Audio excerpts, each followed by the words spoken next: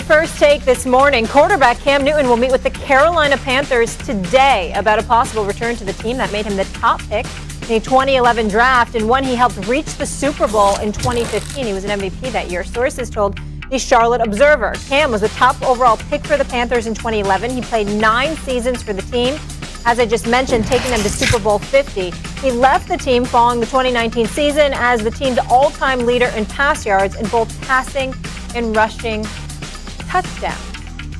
Interesting development here, gentlemen. Yeah. I'll start with you, Stephen A. Yeah. What's your reaction to this? I hope it happens. I'd like to see it happen. I don't like the way that Cam Newton departed from Carolina. I thought he deserved to be treated better based on his contribution to that organization throughout the years. The fact that they're talking to him and they're contemplating bringing him back, I think is a huge plus.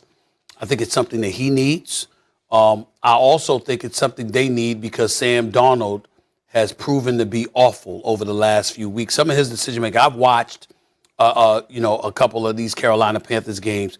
He's been an atrocity with some of the turnovers. Beginning of the season, he was playing well early on. The beginning of the season, he looked really, really good. Yeah. And then it just took a turn for the worse. And I'm just like, I just look at him and I just say, damn, it's been awful. And so now that he's injured, it's one of those situations where you don't anticipate Cam would be worse. Obviously, Cam is familiar with that organization, that city. There's an infusion of energy and enthusiasm that he brings to the table. Christian McCaffrey's back. That certainly doesn't hurt. And I think all things being considered because of how Sam Darnold has not panned out thus far, and you're just talking about a short-term arrival for Cam Newton, I like it. I think it's something that benefits both sides, and I hope that it happens. It doesn't do much for me. If I'm the Carolina Panthers, I still play P.J. Walker, who was the backup to for Sam Darnold for the past couple weeks. Right now, this football team struggles on offense because Sam has played bad and their offensive line stinks. So I'm not expecting Cam Newton to come in, who hasn't played good football consistently in 3 years, to be the savior. P.J. Walker is a guy that's intriguing to that organization. He's had moments in this league where he's done some stuff that has at least allowed you or forced you to pay attention. This move, whether it happens or not, I don't think has any bearing on what's going to happen with Carolina this year. I don't think it has any bearing on what's going to happen with Carolina in the future.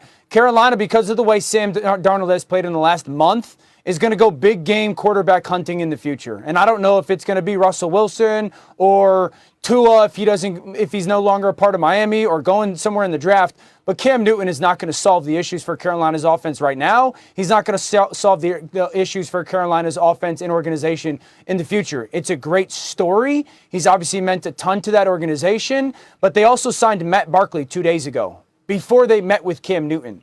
So if they were having these tests in regards to Sam Darnold's shoulder and they knew that there was the potential that something was going to happen, why would you go and sign Matt Barkley off the practice squad from the Tennessee Titans before you ever decided to sit down with Cam Newton? Doesn't make any sense. So who's going to be the starter? Doesn't make any sense. I don't know the answer to that question, but I do know this. You're 4-5. After starting off the season 3-0, you've lost 5 of the last 6. You've had a quarterback in Sam Darnold who's been god-awful, 7 touchdowns, 11 interceptions, not even completing 59% of his passes. And if nothing else, Cam Newton has shown you at the very least he's athletic and he can still run with the football. You've got guys in DJ Moore, Robbie Anderson, and those guys who can catch the football. Christian McCaffrey's back. You can run the football a little bit with Hubbard. Try anyway. He's averaging about 3.5 yards a carry. All I'm trying to say is that if you have somebody that can minimize the turnovers, combine that with the fact that you're talking about him and the cachet that he brings to the table is something that could excite the local fan base, since it's clear that you ain't going to win but so many games. Doing that for the rest of the season, Dan Orlovsky, I don't see a problem in that at all. No, I don't have any problem with them meeting, but minimize the turnovers. I'm talking about bringing them on, not meeting. In starting? Well, I didn't say starting. Well, that remains to be seen. But I'm saying bringing them on the squad, see what happens. Yeah, I'm okay with that. But my point is this. We haven't seen him play consistently good football in 3 years. The last time he did play, he had more turnovers than touchdowns. If he brings them on their team, they got 8 games left. It's not like he's going to learn this. Well, hold on for a second. Hold on. Let me ask you this question. Sorry for interjecting, but I need to ask you this. I'm not debating with it. I'm going to ask you this question because it's important that people hear your analysis on this one. He didn't play at all this year. Lost the starting job to Mac Jones. And let's face reality. Mac Jones was a first-round pick, 15th overall. Some people thought that he should have went as high as number 3, to be honest with you. He's a national champion coming out of Alabama, completing 77% of his passes, and is Tom Brady-esque in terms of the look. And that's why you got the New England Patriots utilizing him the way they used to utilize Tom Brady when Tom Brady was young in his career there. We get all of that. So it's a given that he was going to be the starting quarterback anyway, and it ended up they just started off the season. They said, why wait? And it also didn't help at the time that Cam Newton was unvaccinated and as a result had to miss time, which made him get deemed unreliable. Well, he's vaccinated now, so you don't have that. You don't have that concern. And as a result, now here we are. Last year was COVID. So a lot of people said COVID was in the way of him and his struggles because it took him out some games. He wasn't healthy a lot of times, et cetera, et cetera. So he had COVID last year, didn't play this year. Outside of that, he was playing good football until he got injured. He started off the season solid last year, specifically as a runner. I'm even talking about before that. Before COVID ever came to play, because last year was about against COVID. Seattle. Yeah, he had one good game against Seattle. Right. The year before, he was coming off the shoulder injury. Right. So I get it. Like there was moments last year. Again, Seattle was the best passing moment. But my philosophy is this, or my thought is this: if they were really interested in bringing in Cam Newton and the potential to be their starter, why would this not have happened sooner? It's Thursday. They've known that Sam's shoulder was going to be an issue since Sunday. They went and signed Matt Barkley. And I will remain adamant. If I was the Panthers, I would play P.J. Walker because there's a little bit of unknown of who and what P.J. Walker is. Cam, if I'm expecting Cam to come in, get in football shape, and learn this offense, what am I doing that for? It's going to take him a month to try and get that done. I only have 8 games left. Is it possible that they were hesitant to call him simply because of how things ended? Sure. And they were contemplating whether or not it was worth taking the chance. I mean, it may not be about his ability. They may understand that, he's a better option than Walker, to back up Walker. But the point is, you got to take other things into consideration. Maybe they had those discussions, called him, and he's appeared receptive, and they thought this was something that could work. It might not be about his talent at all, because I don't believe Walker's better than him. I think P.J. Walker is a better player than him right now. I do. Wow. I think P.J. Walker is younger. He's fresher. He's more dynamic. He's more elusive. Terrible offensive line. He could be more creative. We haven't seen Cam play football in 4 months, and now he was good in the preseason, but I would play P.J. Walker. Okay, let's take a quick break. We're going to have much more on the Carolina Panthers. We'll hear from Adam Schefter with more insight. Also, David Newton, who covers the Panthers for us here at ESPN, so stay tuned for that. And we continue to honor our veterans by spotlighting the 3rd Airlift Squadron, known as the Royals, and their C-17 Globemaster III aircraft, who evacuated more than 7,700 people to safety.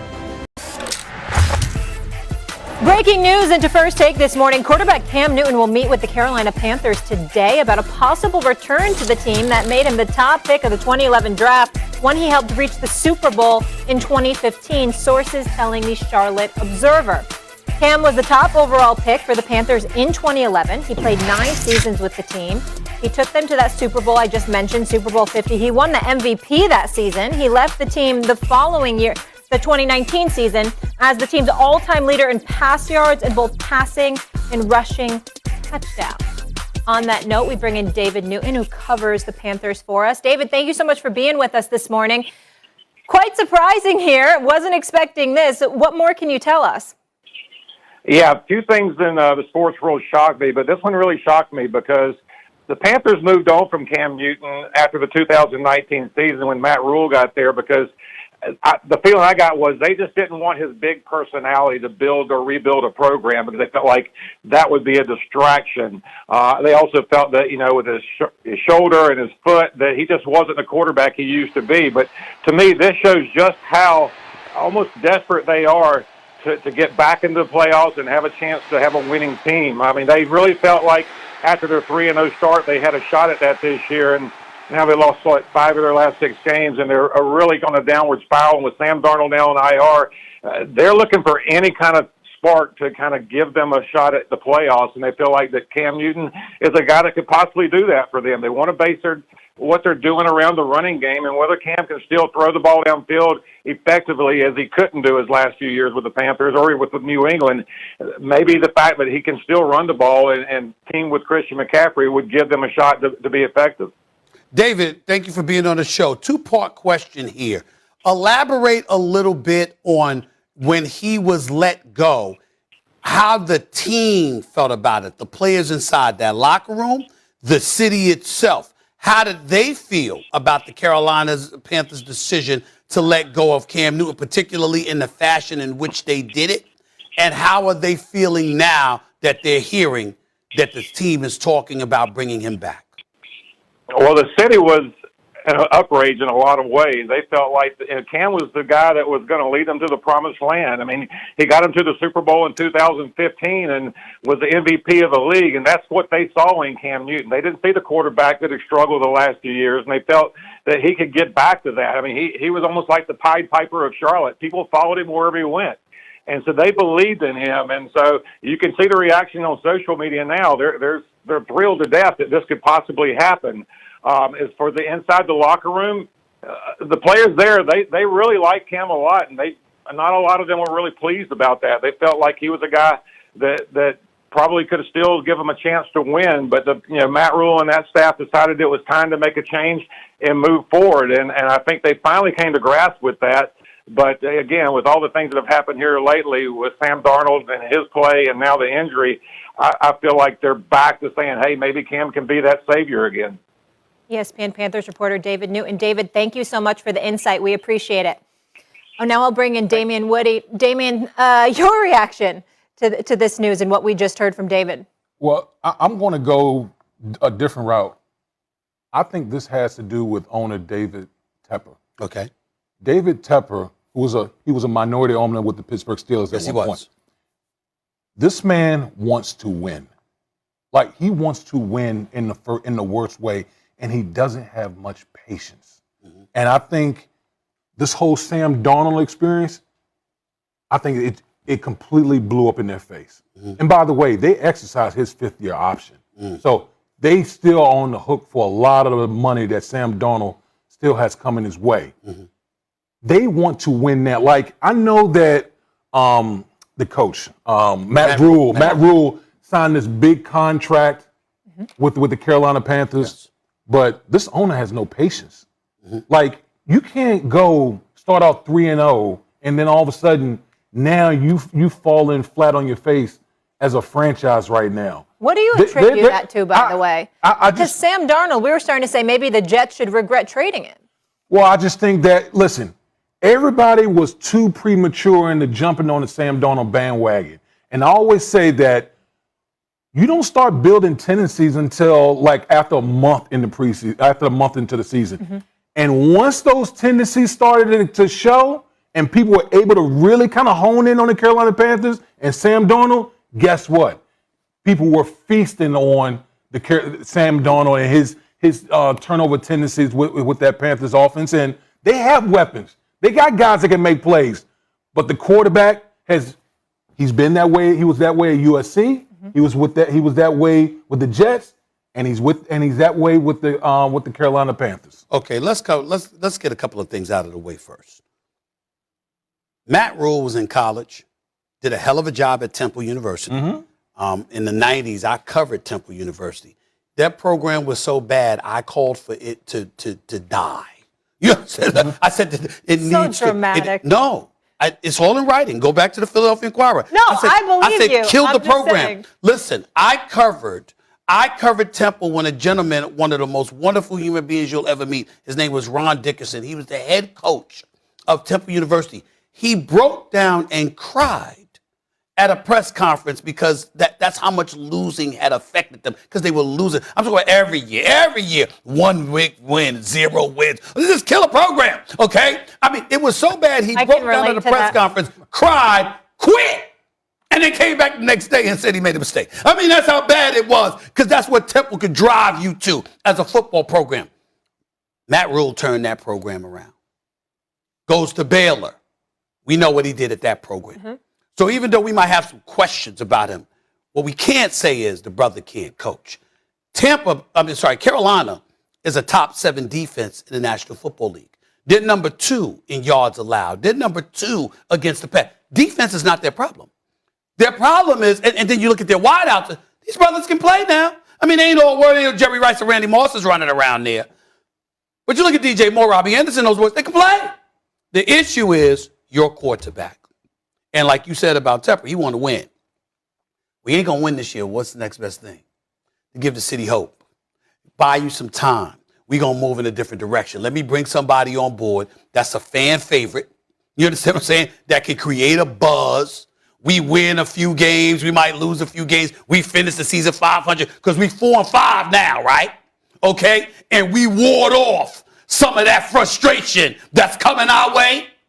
And as a result, we revisit this at the end of the season and decide what direction that we're going to go in. To me, this has that, Dan Orlovsky, written all over it as it pertains to why they would be calling Cam Newton. Now, that's why I asked David that question in terms of Cam, the love affair the city has with him, how do they feel about him, how receptive they are to him. Because if you bring him back a quote-unquote beloved son to be the quarterback of your franchise again, okay? Well, damn it, Sam Darnold was sticking up the joint anyway. So Cam Newton, if you're running the football effectively and you ain't turning the football over as much and you're in games, you win your share of games or what have you, you end up being a 500 team. I bought myself some time. That's what this reeks of to me, Dan. So I think the point of him being beloved by the city is a fair one, and it's true. He's probably the greatest Panther ever, certainly in the conversation for the greatest Panther ever. There's a couple things attached to it for me, though. Number one, this team stinks on offense recently for 2 reasons. Sam Darnold has played bad. Their offensive line stinks. Okay? I think the second aspect is this. If this was 2 months ago, I'd have different feelings about this. They have 9 games left.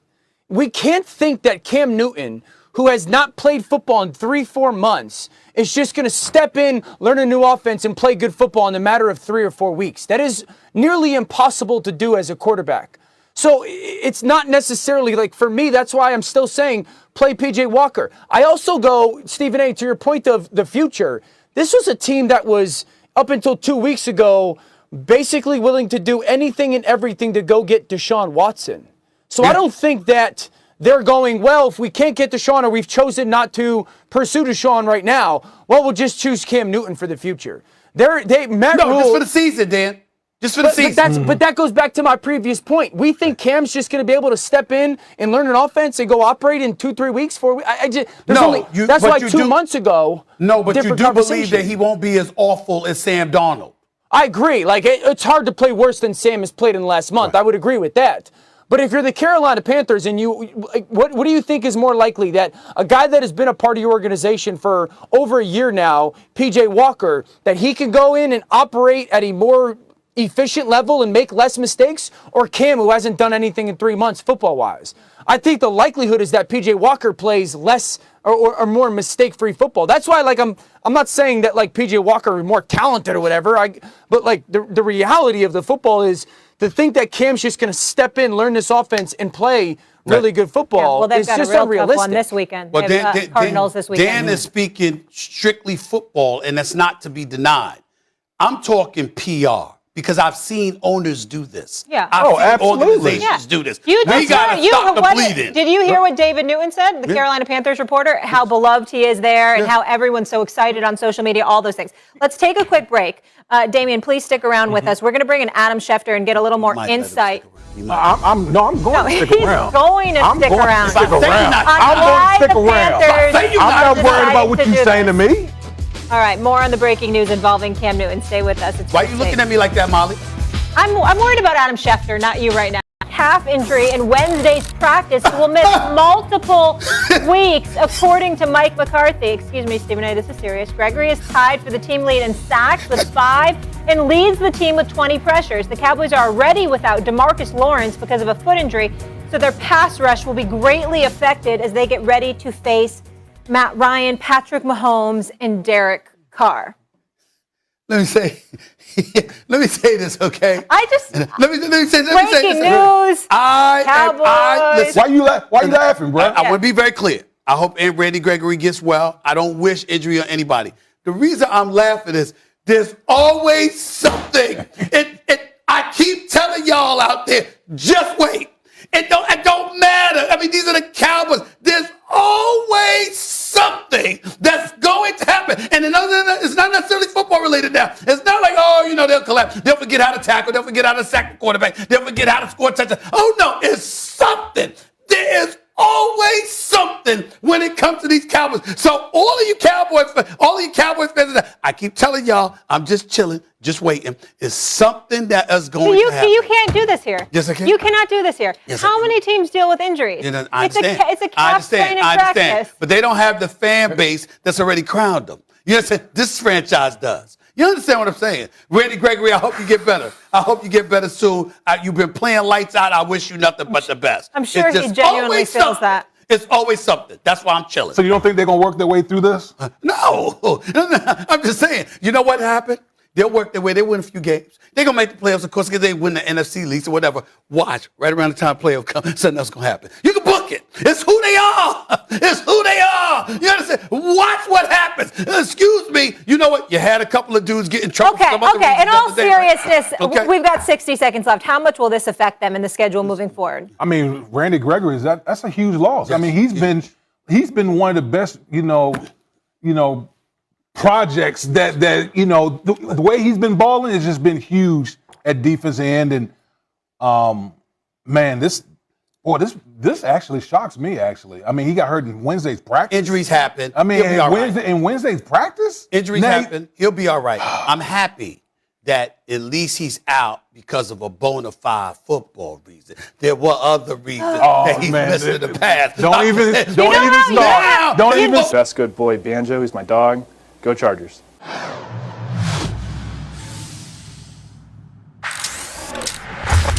Breaking news into First Take this morning. Quarterback Cam Newton will meet with the Carolina Panthers today about a possible return to the team that made him the top pick in the 2011 draft. And he helped reach the Super Bowl in 2015, winning the MVP that season, sources told the Charlotte Observer. We now bring in our Adam Schefter. Adam, thank you for being with us. What more can you tell us? Well, Molly, it is true. I can confirm the news that they are meeting, and as I would think, you don't meet with Cam Newton and then not get the deal done. You meet with Cam Newton with the intention to sign him. There's no way that you're meeting with him. It gets out, and you don't know the type of person and player that you're getting. So if you're meeting with him, to me, you're planning to sign him. And that is, I would think, their plan of action. Nobody's confirmed that, but just think about it logically. You're not going to have word get out that you're meeting with Cam Newton and then not do the deal, right? Unless there's something physically wrong that they find in a physical or whatever it may be. So to me, I believe that by the end of the day, Cam Newton will be signed with the Panthers. He'll be on their roster. They have to make a move. Sam Darnold is nursing an injury right now. He's going to miss multiple weeks. P.J. Walker steps in, and then they'll also have Cam Newton here. And it'll be interesting to see how the Panthers proceed from there once he's on their roster. And I'm operating under the assumption that he's going to be on the roster because you don't bring in somebody like that and not know what you're getting. There are enough athletes out there that have gone to visit certain teams, and we could just think of the multitude of examples that if you're bringing them in, you're signing them, to me. Adam Schefter, thank you for being on the show. At this point in his career, is it a matter of the Carolina Panthers being desperate and saying, okay, Cam Newton, we'd like to talk to you? Or was this a situation in terms of your intel that could tell us Cam Newton probably reached out and wanted to be back there?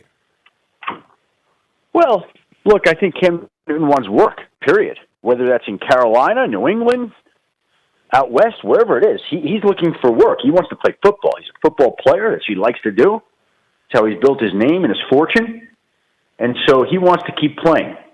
The fact that it's Carolina, that they've had an injury at the quarterback position, that the team is struggling, I don't know how it started. My guess is it started with the Panthers, that they said, Cam's out there. He's probably in the area. Let's go see if we can get this done. But it took the injury to Sam Darnold before they went in that direction. It wasn't all of a sudden they said, hey, Cam's been out there since the start of the preseason, and nobody's brought him in. This is the first team that's brought him in, and we're almost 10 weeks into the season. So I think that the Panthers quarterback situation necessitated that they needed another guy, and who's better that's out there right now than Cam Newton, especially with his history with the organization. Yeah, he's beloved in that city. Adam, while we have you, I have to ask you about Odell Beckham Jr. Do you have an update on his situation as we continue to be on Odell watch? Yeah, I think there are more and more people who believe that he could take through the weekend, through the games on Sunday, to see how certain teams fare. So almost like we have a little bit of an unofficial playoff on Sunday, because if the Chiefs were to lose to the Raiders, or the Saints were to lose to the Titans, or the Seahawks were to lose to the Packers, it would make those teams a little bit less attractive to Odell. This is the first time in his career that he gets to choose where he wants to go. He didn't get to dictate going to New York. He didn't get to choose going to Cleveland. He gets to pick where he wants to go, and he wants to play for a contender. And a couple of those teams right now are fighting to be in the playoff mix. And if they lose on Sunday, it's a little bit less likely that they'll be in the thick of the playoff mix.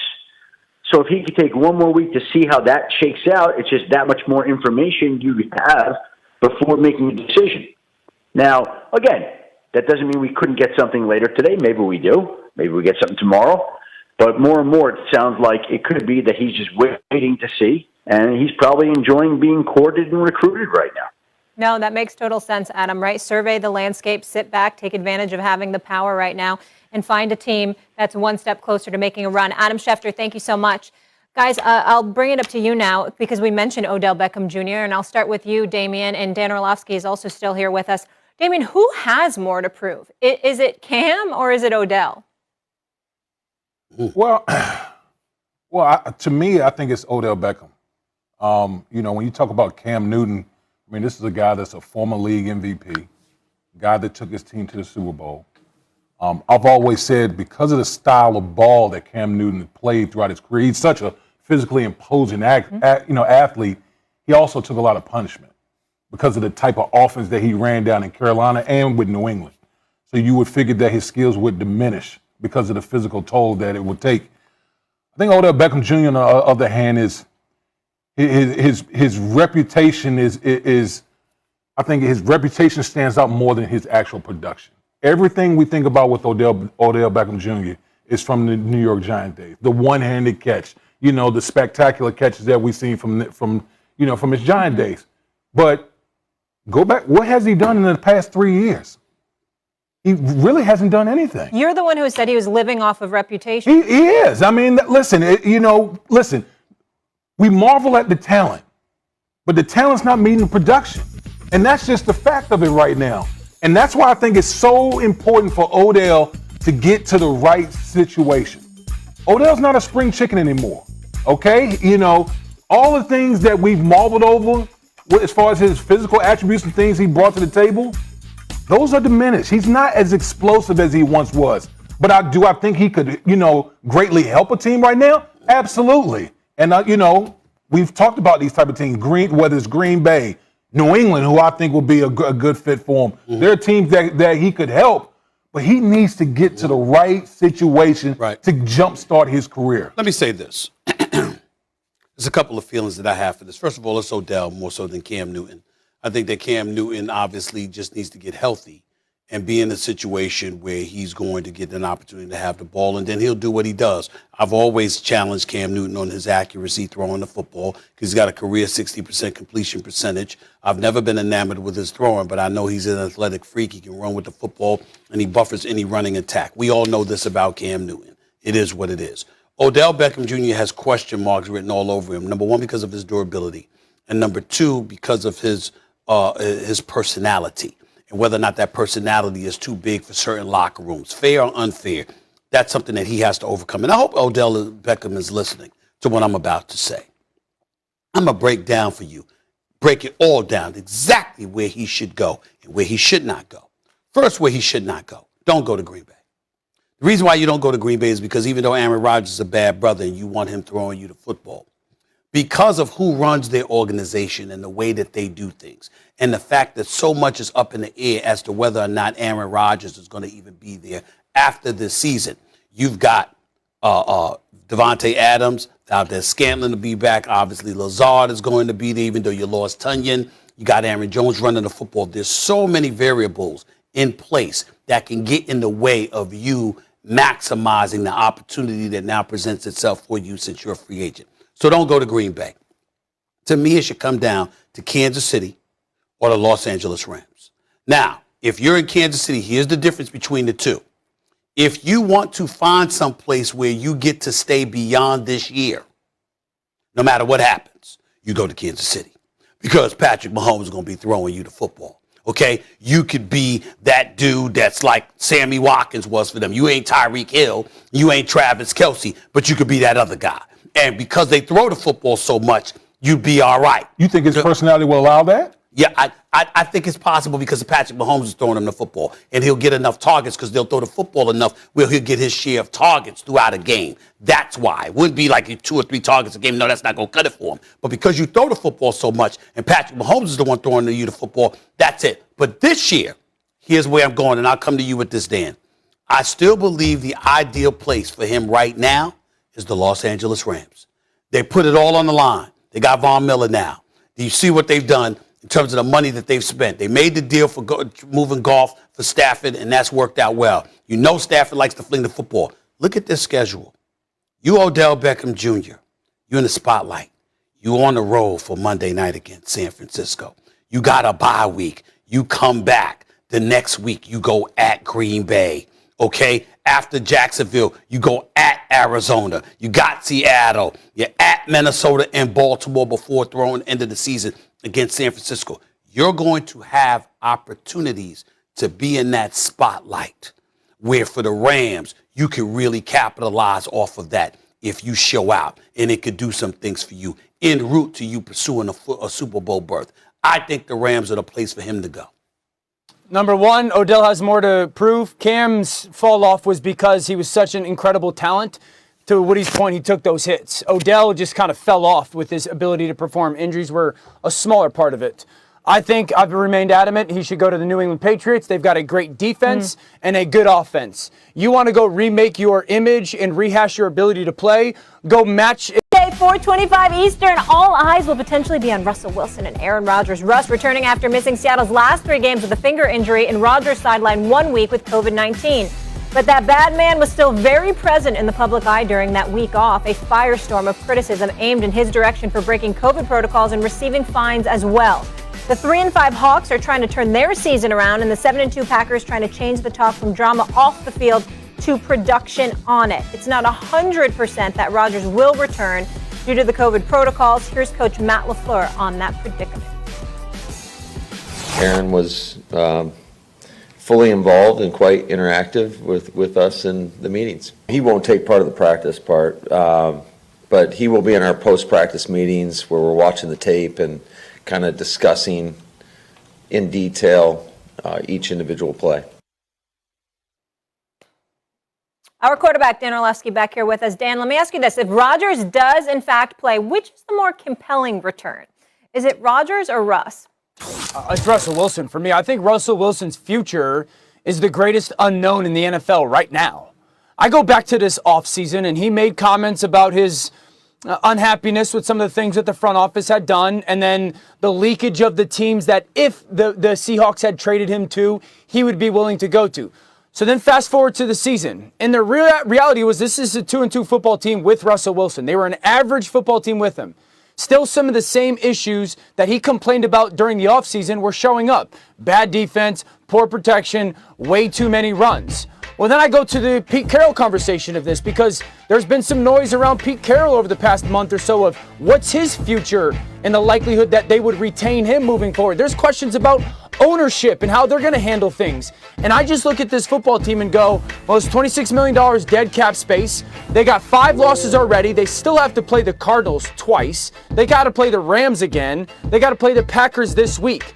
If they're going to be in the conversation for the playoffs, they got to at least go 500 in those games. So the intrigue of Russell Wilson coming back, for me, is the only chance that they can do that is for him to play at a wildly high level. And he was playing good football, but at a wildly high level.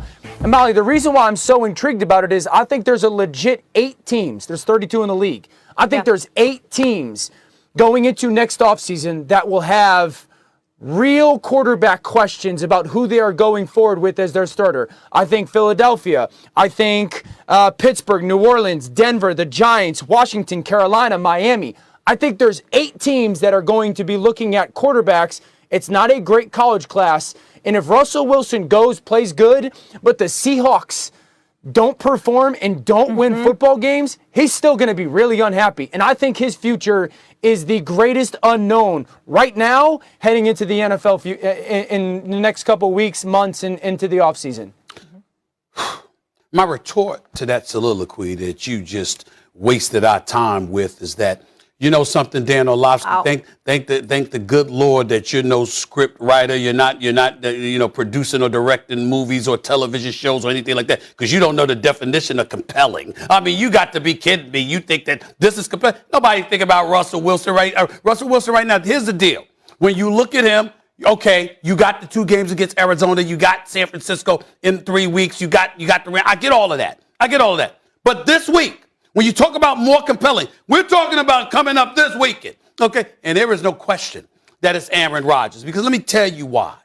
With Aaron Rodgers and the stuff that he's got himself involved in, Dan Orlovsky, you know what?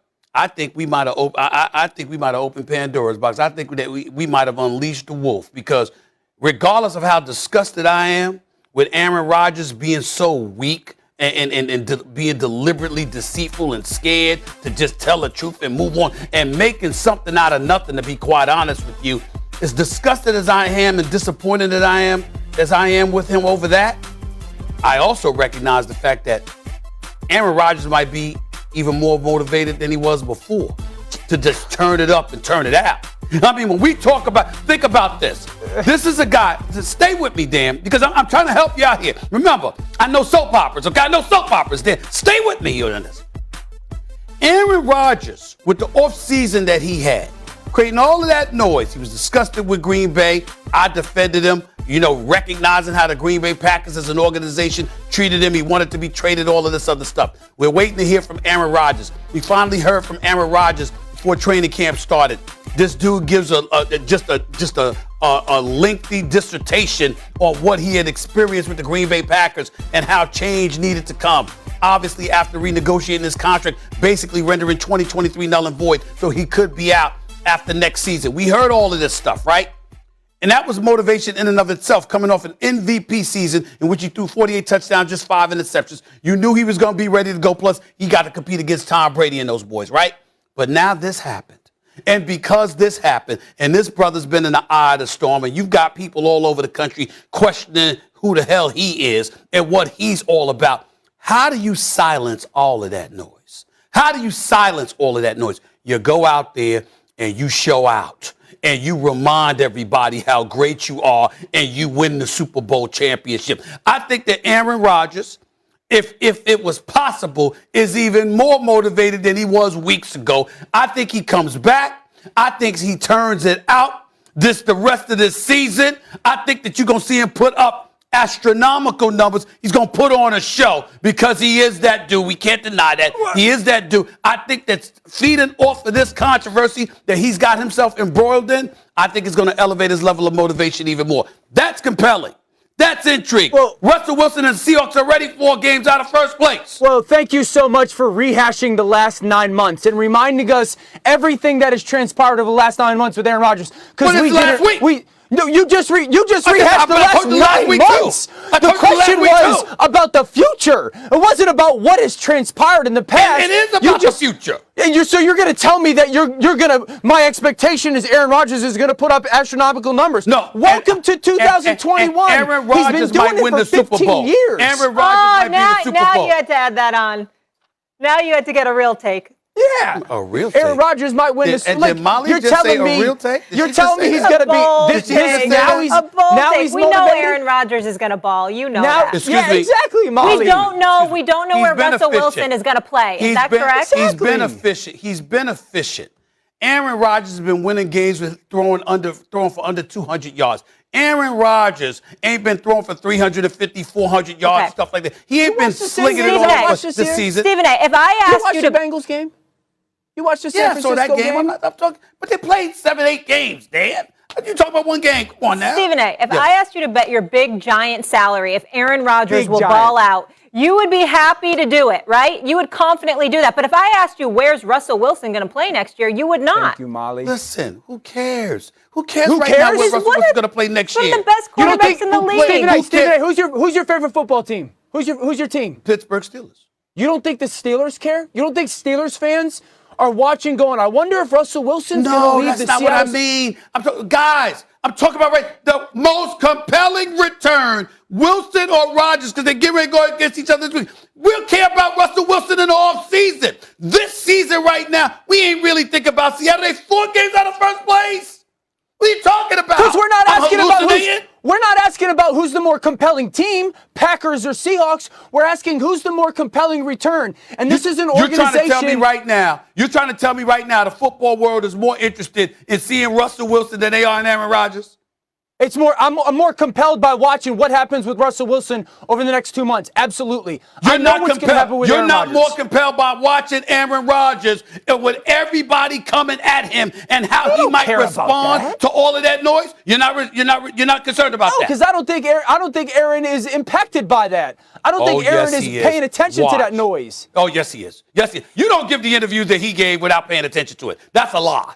That's I don't think he's impacted by it. I don't think Aaron Rodgers is going, you know what? I got to go throw for 350 this weekend to prove everybody that you guys should have come. He don't care He about doesn't have that. to prove it. He doesn't have to prove anything, but you do want to remind folks, excuse me, just like he said, I'm an athlete. I'm not an activist. I'm going to go out there and show and remind everybody, you just need to shut the hell up and enjoy the show, because that's what I'm going to put on so I can divert attention away from all of this stuff. Do I think that's likely? You're damn right I Russell do. Wilson calls himself Mr. Unlimited.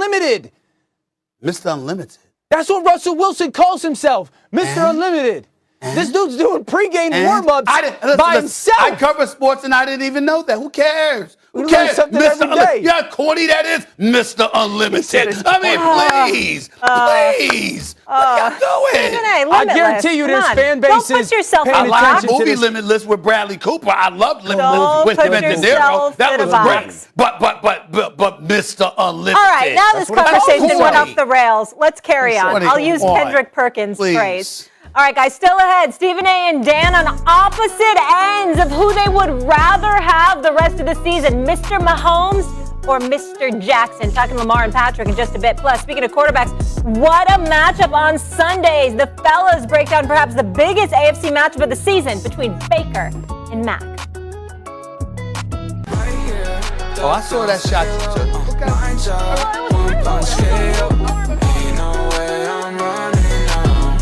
Football, Stephen A.'s favorite, the Baltimore Ravens, will look to build on their lead in the AFC North when they face the Miami Dolphins. Baltimore's won 6 of its past 7, while Miami snapped a 7-game losing streak last Sunday.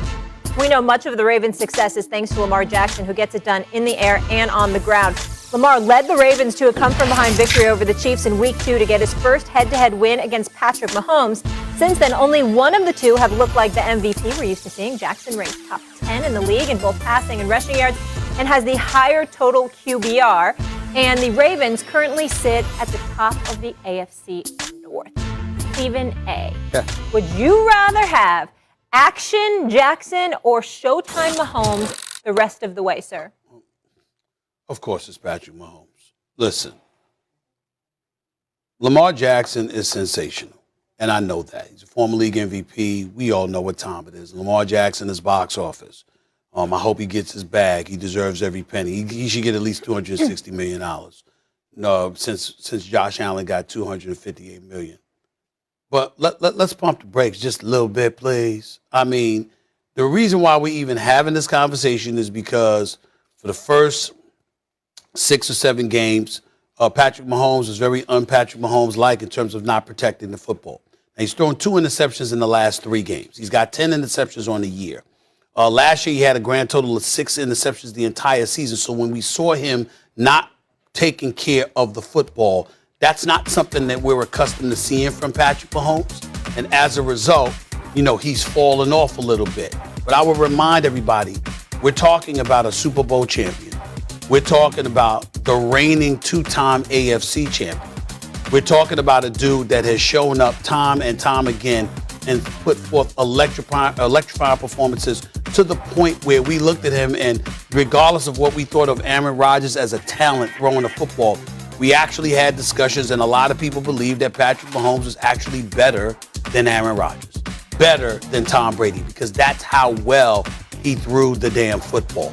And so, again, even though I'm not satisfied with what we've seen from him through the first 8 games of the season or so, let's understand that that's an aberration.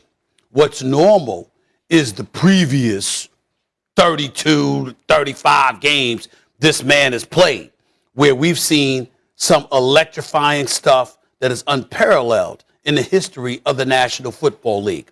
Lamar Jackson, on the other hand, had a playoff win against Tennessee last year, finally.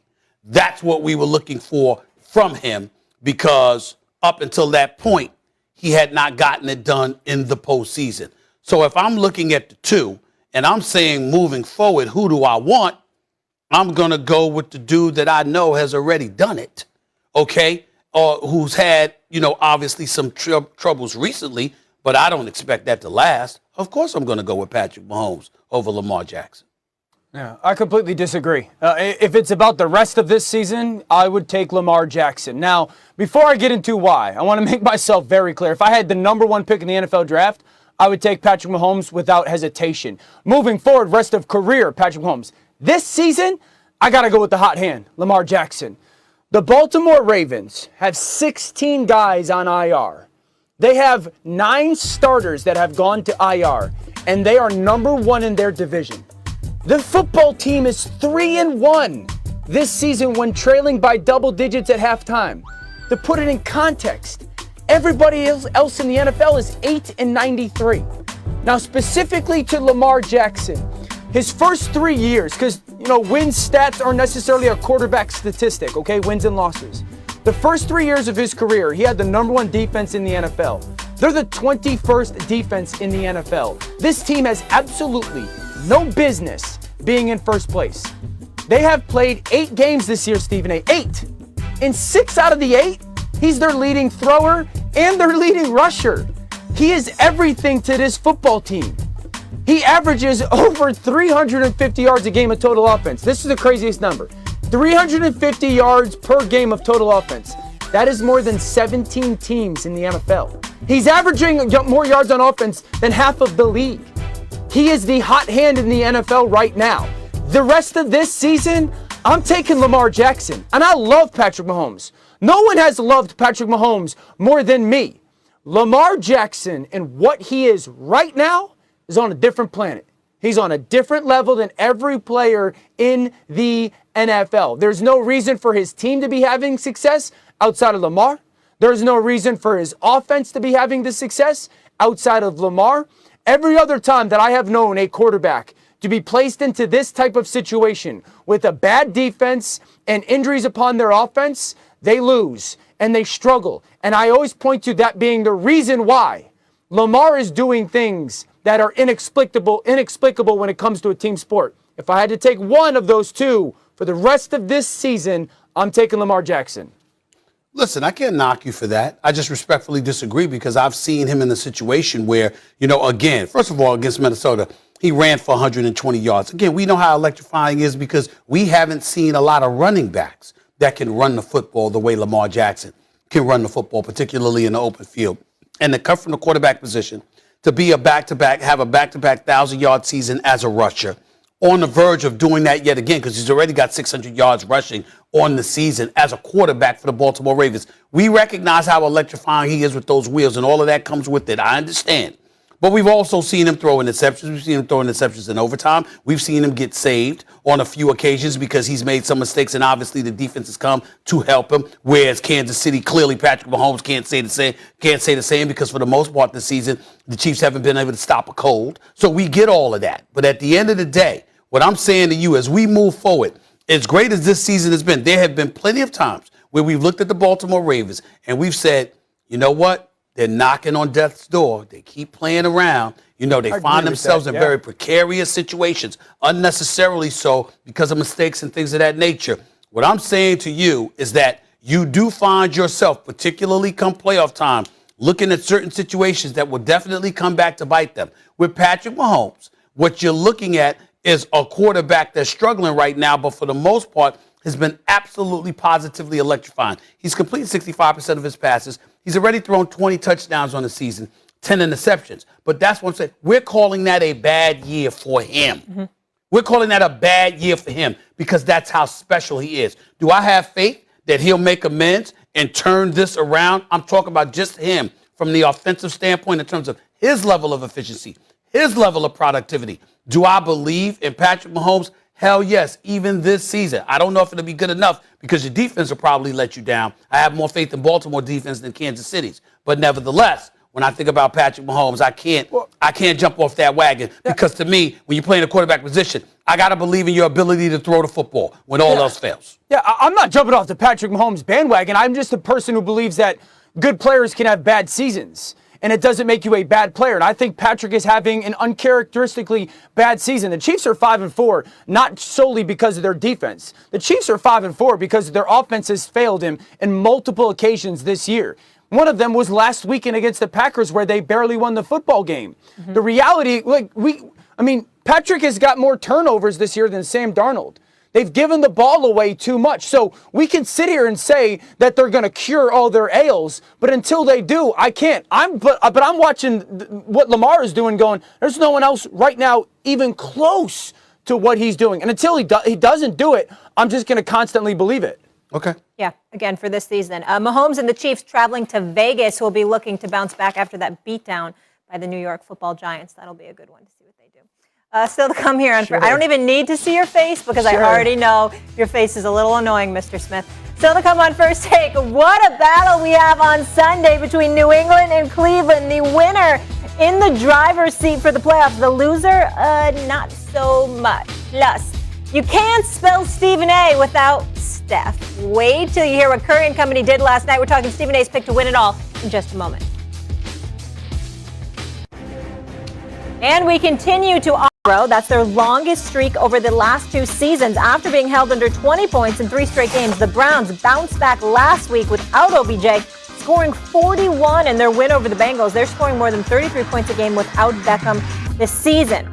This will have a big effect on the playoff race. Cleveland has a 68% chance to make the playoffs with a win, 38 with a loss. New England has a 71% chance with a win, 39 with a loss. The Browns may be without running backs Nick Chubb and one of their backups, Demetric Felton. And don't forget, Kareem Hunt is also out. All right, gentlemen, when it comes to the AFC, let's go a little deeper. Who will win, Cleveland or New England? I can explain. Dan, I'm going to have to say that I've changed my thinking on the New England Patriots.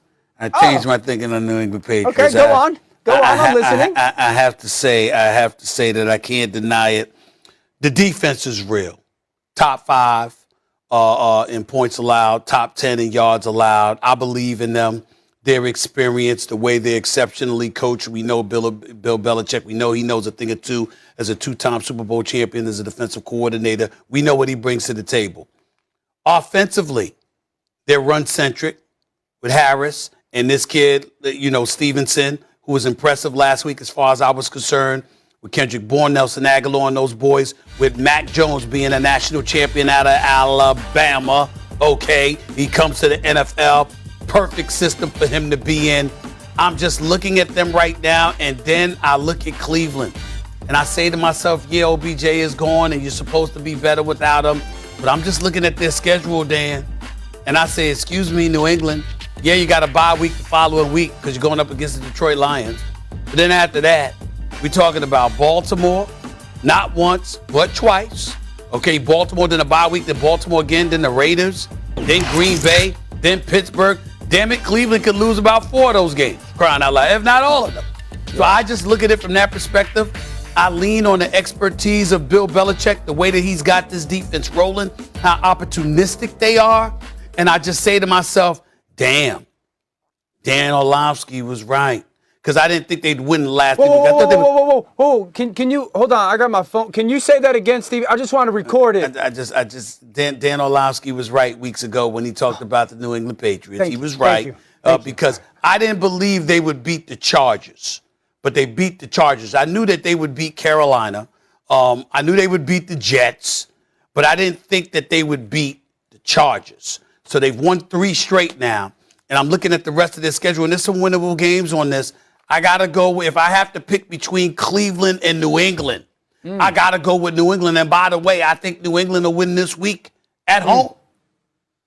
I love it. My day is now made. I'm good for the rest of the show. I think this weekend's game is huge for both teams. I would agree with that. If I had to pick the difference or between one of these teams and who I think can make more noise in the playoffs, I would take the Cleveland Browns still. This is still the team that was basically one play away from the AFC title game last year. The Chad Henne run by Kansas City and then the 4th and 1 throw to Tyreek Hill. And the Cleveland Browns are 3rd in the NFL when it comes to minutes that they have led, right? That's something I look at is how good of a football team are you? How many minutes have you led in the totality of this football season? They've led for 300 minutes this year. Okay, There's only 2 teams who have led for more minutes. The Buffalo Bills and the Arizona Cardinals. Those teams are combined like 13-2 or something like that. The Browns are better than their record has been. That's why I said a month ago they're the most disappointing team in football. I want to see who they are this year without Odell Beckham Jr. Because while I love the Patriots, and I thought the Patriots would be a playoff team a month ago, I do think they cap talent-wise at some point this year. And I think they'll get in, but I think they cap. While their defense is great, if they don't add an Odell Beckham Jr., I think their offense can just be good right now. But the talent on Cleveland is indisputable. If they stay healthy on defense and they play the way that they have in the past without Odell, this is a team that I believe can go to the AFC title game. Absolutely, unequivocally. Because I think their coach is better. I think their quarterback is better. I think that their offensive line is one of the best in the NFL. They're doing all this without Kareem Hunt. If they get healthy on the back end, they are exponentially. What do you mean their coach is better? What do you mean by that? Better without than Odell Beckham Jr. Without Odell Beckham Jr. I ain't saying he's better than Bill. Oh, I thought you were saying he was better than Belichick. I was getting ready to say you need to be drug tested immediately. But go ahead. So I think that, if I had to pick which team could make more noise in the playoffs, it would be Cleveland because of their talent. Okay, and I'm saying to you, I think New England has a better chance of making the playoffs than Cleveland. That's my issue. That's my issue. I don't disagree with you once they get there because of their running game. If Chubb and Hunt are healthy, okay, you know what? You're damn right you got a chance if you Cleveland. But I will tell you this. I don't know if they're going to get there. When I look at the path to the postseason, it seems a bit more difficult for Cleveland than it will be. I'm not saying it's going to be easy for New England, but it definitely seems more difficult for Cleveland playing in the AFC North with Baltimore, with Cincinnati, and Pittsburgh in the same division. I think it's going to be a bit difficult. Whereas you're New England, really the team that you got to concern yourself with is Buffalo, and that's about all. I would say this. I think Cleveland and New England both get in, okay? The reason why I think Cleveland and New England both get in is I take Cleveland over the Pittsburgh Steelers. I think they get in instead of your team. And then I say I would take the New England Patriots over the Los Angeles Chargers. And so while I think this game is intriguing because it's going to have a huge impact on, the numbers of them getting in, I think both of them are playoff football teams. I want to see who Cleveland is without Odell Beckham Jr. I think they both can get in because I take them outside of the teams or over the teams in Pittsburgh and the Chargers. Okay. We'll leave it there. When we come back here on First Take, up ahead, the Lakers may have pulled the upset last night, but someone thinks the Heat are still the team to beat this season. Plus, Aaron Rodgers went from being that bad man to being a badly informed man after last week's controversy. Will he use it as fuel from here on out? Stay tuned. Hello, everyone. I am Master Sergeant Veronica Harvey with the 3rd Infantry Division here at Fort Stewart, Georgia. I would like to say hi to my family back in Bay Minette, Alabama, by way of Tensas, Alabama. And as always, roll tide. did it as well as Shiggy on Instagram. I mean, they got me. They got me. That's good. You know, I never knew that I studied like that until Shiggy did it on Instagram. I couldn't believe. I was like, I do that? And I went back to the tapes. And I was like, oh, damn, I do. But it's all love. It's all love. That was good. It's That's all good. I'm sure Big Perk could do a good one. I'm sure Dan could as well. Meanwhile, guys, later in the show, we got plenty to get to. I can do Perk. We got to wait for that. Well, Aaron Rodgers used last week's controversy as fuel moving forward. We get into that. Plus, Stephen A. takes us through the must-see dunks from around the association last night. And don't miss Stephen A. and Dan's bold predictions for the second half of the season, which begins tonight. All that and more ahead, right? You know that he's a great coach, but it ain't like he can't be beat. And I understand that Steve Kerr lost 2 titles out of the 5. Yeah, he showed did. Being up 3-1. He showed the hell did. Oh, don't get me started with that stimulus package the NBA granted them. It should have been 4-1. It should have been 4 titles and 1 loss, and you know it. Draymond Green shouldn't have been suspended, damn it. And they done won that series in 5 games before Adam Silver in the NBA gave LeBron that stimulus package. You better watch your tone. It's the truth. You better watch your tone. I'm just giving you the truth. We got to table this discussion, right? We're just a month into the season. He knows. I have some That's why he's smirking. You see that smirk on his news. face. Kendrick Perkins, we'll talk to you in a moment. Breaking news here on First Take about a former MVP. We have more. Enough. There's no us without you guys. No question. Absolutely. All right, let's get into it, guys. We had a thriller in OT at Staples. LeBron on the sideline as his former team came to town. It was a 2020 NBA Finals rematch. LA held off Miami 120-117. This one had 33 lead changes, 14 ties. Russell Westbrook, he messed around, had a triple-double. And Anthony Davis putting in work, too. 24, 13, and 4 AD. After that Portland loss, we took that personal. We're not that type of team. No energy, no effort, a little bit of selfishness, and we just try to change that and get wins. With 8-man rotation, 9-man, rotation, and only 9-man rotation, 9 guys active, and try to find ways to get wins while everyone is getting back healthy. So these last 2 games has definitely been fun for sure. Guys are having fun. Guys are realizing and starting to realize how good of a team we are. All right. First of all, Kendrick, I hope you had a wonderful birthday, but now let's get to the hoops. Which team should feel better after last night? Is it LA or Miami? Oh, this is easy. It's the Los Angeles Lakers. And why? Because you're going against arguably the best team in basketball, in my opinion, the Miami Heat. One of the best coaches, one of the best defensives in the league. And so when you look at what the Lakers done and how they done it on the back of Russell Westbrook and Anthony Davis. Although Malik Monk shot the ball like crazy yesterday, but when you look at Russell Westbrook, he got his confidence back. He got his swagger back. He started to make those elbow jump shots. He started to make those, turnaround jump shots in the post. And then most importantly, Anthony Davis is embracing the role of playing the center position. And I love what Frank Vogel is doing. He's not talking to Anthony Davis about it. He's not calling him out in the media. He's making him play the 5. And you know what? We all jump on this high, right? And think about the sprint. Molly, Stephen A., it's about the marathon. It's about how you're playing in March. It's about how you're playing in April. And here's the thing that I realized last night. We give a lot of heat to the Lakers, but the Lakers got 6 future Hall of Famers on their team. What I realized last night is that every single night, the Los Angeles Lakers are going to get everybody's best shot. So they really playing playoff games throughout the whole entire season. Every game for them is like a playoff game. So the Lakers should feel better. I get where you're coming from, Perk. I don't agree with you on this particular issue, though. I liked what I saw from the Lakers yesterday, particularly Malik Monk. There's no question about it. He was putting up buckets.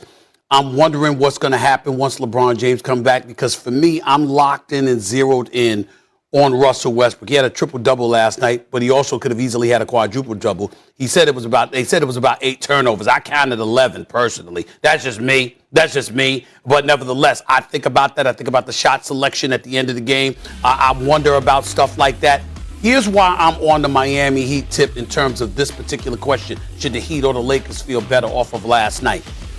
Tyler Hero is making a run for most improved player. That's number one. He's flat out balling right now. He was balling last night. We saw what he did. PJ Tucker, you know this because you did this kind of thing yourself. There's a different level of energy his presence brings to that squad. So I can't take that away. Plus, he had a dunk last night, a follow dunk. I'm like, where the hell he get those legs from? I didn't know PJ Tucker could jump like that anymore. But sure enough, he did that. That was good to see. I saw Miami go into double overtime. I saw them do it without Jimmy Butler, who obviously got hurt in the first quarter and didn't return for the rest of the game. So I'm paying attention to that. You didn't have Markieff Morris. So I'm looking at the Miami Heat, where a team that some of us would view as relatively undersized or whatever. Their athleticism, their ability to hit perimeter shots, their willingness to play together. I'm looking at the acquisition of a Kyle Lowry and how he's basically matriculated into that system as well. I'm just thinking about them right now. We got a Lowry. We've got a Duncan Robinson with a PJ Tucker. Obviously, Bam Adebayo. Jimmy Butler goes down. Tyler Hero is there. I'm just watching them right now. And imagine there's top 7 with Morris in there. I like what I'm seeing. And I think the kind of things that I saw from them last night are the kind of things we can expect from them as the season progresses in terms of specifically, KP, contributions from those specific individuals. You know how you can watch the Lakers and LeBron is out or a star is out and guys step up and they show out, but then come postseason time, they on the bench because those stars are back. When you watch the Miami Heat, everybody you see performing is going to be on the court for them come playoff time. That's what I like about what I'm seeing from them. Yeah, and I'm not knocking that, Stephen A., but when you think about the Lakers, just think about this. They haven't been healthy the entire season. I agree. And when I'm not just talking about LeBron James, but they're missing Taylor Horton-Tucker, who's a huge part, because when he comes back, I can't wait for Kent Bazemore to go straight to the bench. All right, he's just been playing horrible on both ends of the floor. And then you're missing Kendrick Nunn, who they signed to come in and play some valuable minutes for them, who got young legs, who got the energy, who has the athleticism, could pick up 94 feet. And when I saw last night they actually won that game without Rajon Rondo, let me tell you how huge Rondo is. If you go back to their last game, and go back to look how when Rondo came into the game, he changed the entire game, his energy, the way he was being a floor general, things to that nature. If he wouldn't have got ejected, they probably would have won that game by 25. So what I'm saying is, going against a team like the Miami Heat, going against a coach like Eric Spoelstra, who will mix it up. You don't know if they're in zone at times. You don't know if they in, certain type of defensive coverages. And I thought the Lakers did a great job of figuring things out.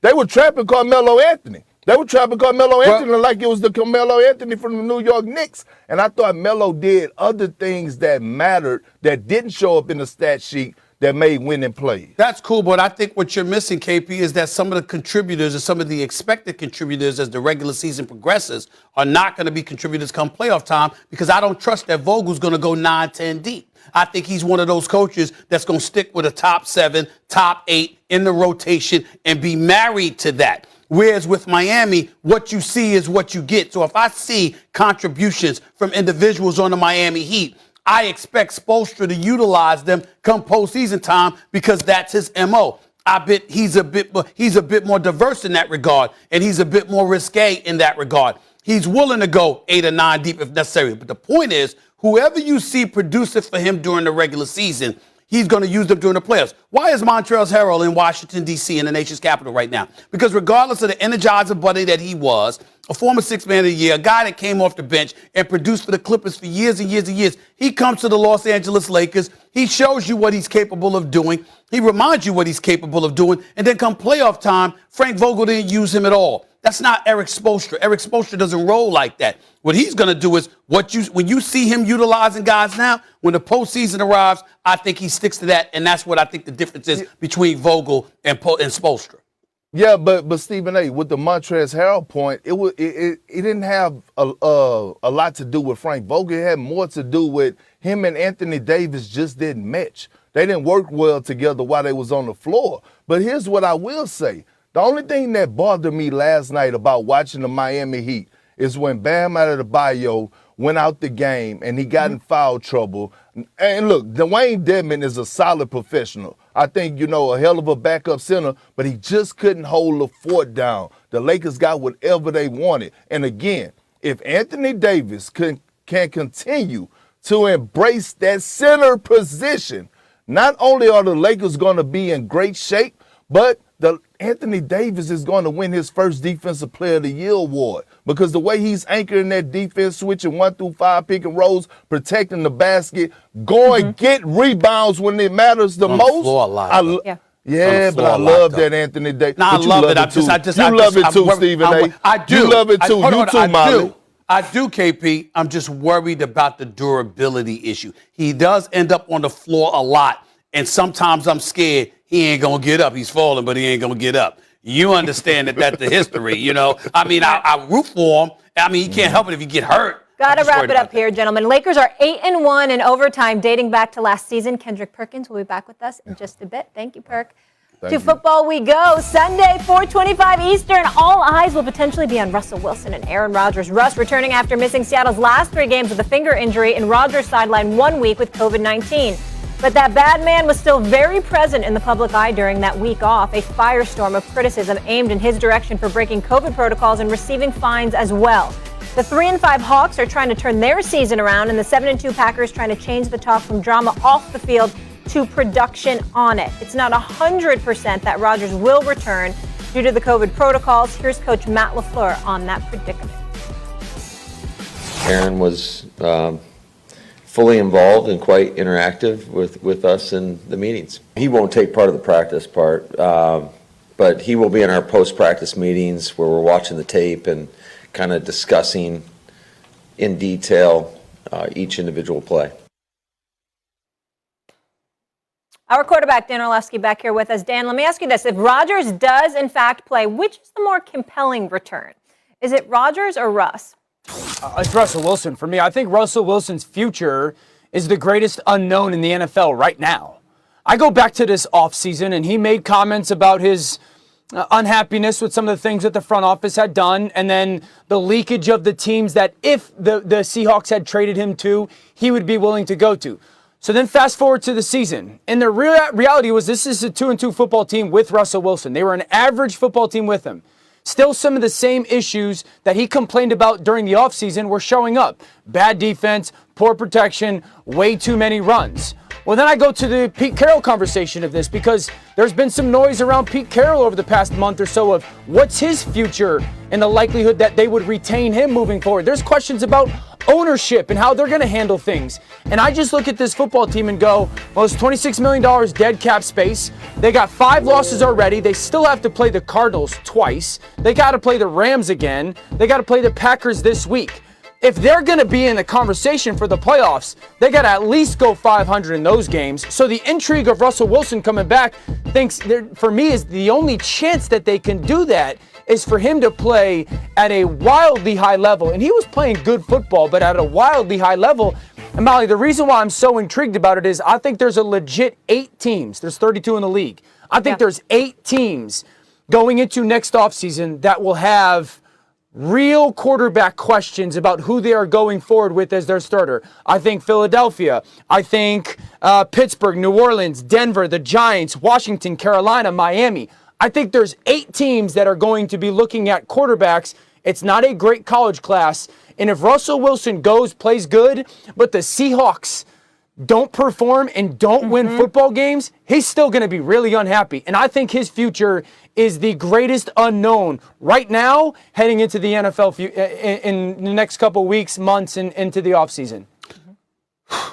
My retort to that soliloquy that you just wasted our time with is that, you know something, Dan Orlovsky, thank the good Lord that you're no script writer. You're not producing or directing movies or television shows or anything like that, because you don't know the definition of compelling. I mean, you got to be kidding me. You think that this is compelling? Nobody think about Russell Wilson right now. Here's the deal. When you look at him, okay, you got the 2 games against Arizona. You got San Francisco in 3 weeks. You got the Rams. I get all of that. But this week, when you talk about more compelling, we're talking about coming up this weekend, okay? And there is no question that it's Aaron Rodgers, because let me tell you why. With Aaron Rodgers and the stuff that he's got himself involved in, Dan Orlovsky, you know what? I think we might have opened Pandora's box. I think that we might have unleashed the wolf, because regardless of how disgusted I am with Aaron Rodgers being so weak and being deliberately deceitful and scared to just tell the truth and move on and making something out of nothing, to be quite honest with you. As disgusted as I am and disappointed as I am with him over that, I also recognize the fact that Aaron Rodgers might be even more motivated than he was before to just turn it up and turn it out. I mean, when we talk about, think about this. This is a guy, stay with me, Dan, because I'm trying to help you out here. Remember, I know soap operas, okay? I know soap operas, Dan. Stay with me here on this. Aaron Rodgers, with the offseason that he had, creating all of that noise, he was disgusted with Green Bay. I defended him, recognizing how the Green Bay Packers as an organization treated him. He wanted to be traded, all of this other stuff. We're waiting to hear from Aaron Rodgers. We finally heard from Aaron Rodgers before training camp started. This dude gives just a lengthy dissertation on what he had experienced with the Green Bay Packers and how change needed to come. Obviously, after renegotiating his contract, basically rendering 2023 null and void, so he could be out after next season. We heard all of this stuff, right? And that was motivation in and of itself, coming off an MVP season in which he threw 48 touchdowns, just 5 interceptions. You knew he was going to be ready to go. Plus, he got to compete against Tom Brady and those boys, right? But now this happened. And because this happened, and this brother's been in the eye of the storm, and you've got people all over the country questioning who the hell he is and what he's all about, how do you silence all of that noise? How do you silence all of that noise? You go out there and you show out, and you remind everybody how great you are, and you win the Super Bowl championship. I think that Aaron Rodgers, if it was possible, is even more motivated than he was weeks ago. I think he comes back. I think he turns it out the rest of this season. I think that you're going to see him put up astronomical numbers. He's going to put on a show because he is that dude. We can't deny that. He is that dude. I think that's feeding off of this controversy that he's got himself embroiled in. I think it's going to elevate his level of motivation even more. That's compelling. That's intrigue. Well, Russell Wilson and the Seahawks are already 4 games out of first place. Well, thank you so much for rehashing the last 9 months and reminding us everything that has transpired over the last 9 months with Aaron Rodgers. Because we last week. No, you just rehashed the last 9 months. The question was about the future. It wasn't about what has transpired in the past. It is about the future. And so you're going to tell me that my expectation is Aaron Rodgers is going to put up astronomical numbers. No. Welcome to 2021. Aaron Rodgers might win the Super Bowl. Years. Aaron Rodgers might be the Super Bowl. Now you had to add that on. Now you had to get a real take. Yeah. A real take. Aaron Rodgers might win this. Did Molly just say a real take? You're telling me he's going to be now he's we know Aaron Rodgers is going to ball. You know that. Excuse me. Exactly, Molly. We don't know where Russell Wilson is going to play. Is that correct? He's been efficient. He's been efficient. Aaron Rodgers has been winning games with throwing for under 200 yards. Aaron Rodgers ain't been throwing for 350, 400 yards, stuff like that. He ain't been slinging it all this season. Stephen A., if I asked you to the Bengals game? You watched the San Francisco that game. I'm talking, but they played 7-8 games, Dan. You talking about one game? Come on now. Stephen A., if I asked you to bet your big giant salary if Aaron Rodgers will ball out, you would be happy to do it, right? You would confidently do that. But if I asked you where's Russell Wilson going to play next year, you would not. Thank you, Molly. Listen, who cares? Who cares now where Russell Wilson's going to play next year? One of the best quarterbacks in the league. Stephen A., who's your favorite football team? Who's your team? Pittsburgh Steelers. You don't think the Steelers care? You don't think Steelers fans are watching going, I wonder if Russell Wilson's going to leave the Seahawks? No, that's not what I mean. I'm talking about the most compelling return, Wilson or Rodgers, because they get ready to go against each other this week. We'll care about Russell Wilson in the offseason. This season right now, we ain't really thinking about Seattle. They 4 games out of first place. What are you talking about? Because we're not asking about who's the more compelling team, Packers or Seahawks. We're asking who's the more compelling return. And this is an organization. You're trying to tell me right now the football world is more interested in seeing Russell Wilson than they are in Aaron Rodgers? I'm more compelled by watching what happens with Russell Wilson over the next 2 months. Absolutely. You're not more compelled by watching Aaron Rodgers and with everybody coming at him and how he might respond to all of that noise. You're not concerned about that. Because I don't think Aaron is impacted by that. I don't think Aaron is paying attention to that noise. Oh, yes, he is. Yes, he is. You don't give the interview that he gave without paying attention to it. That's a lie. I don't think he's impacted by it. I don't think Aaron Rodgers is going, you know what? I got to go throw for 350 this weekend to prove everybody that you guys should have come. He don't care he about doesn't have to prove it. He doesn't have to prove anything, but you do want to remind folks, excuse me, just like he said, I'm an athlete. I'm not an activist. I'm going to go out there and show and remind everybody, you just need to shut the hell up and enjoy the show, because that's what I'm going to put on so I can divert attention away from all of this stuff. Do I think that's likely? You're damn right I do. Russell Wilson calls himself Mr. Unlimited. Mr. Unlimited. That's what Russell Wilson calls himself, Mr. Unlimited. This dude's doing pregame warm-ups by himself. I cover sports and I didn't even know that. Who cares? Who cares? Something every day. Yeah, corny that is, Mr. Unlimited. I mean, please. What are y'all doing? I guarantee you there's fan bases. Don't put yourself in I a like box. the movie Limitless with Bradley Cooper. I loved Limitless Don't with put him and De Niro. yourself That in a was box. great. But Mr. Unlimited. All right, now this conversation went off the rails. Let's carry on. Sonny, I'll use come on. Kendrick Perkins' Please. phrase. All right, guys, still ahead. Stephen A. and Dan on opposite ends of who they would rather have the rest of the season, Mr. Mahomes or Mr. Jackson. Talking Lamar and Patrick in just a bit. Plus, speaking of quarterbacks, what a matchup on Sundays. The fellas break down perhaps the biggest AFC matchup of the season between Baker and Mac. Oh, I saw that shot you took.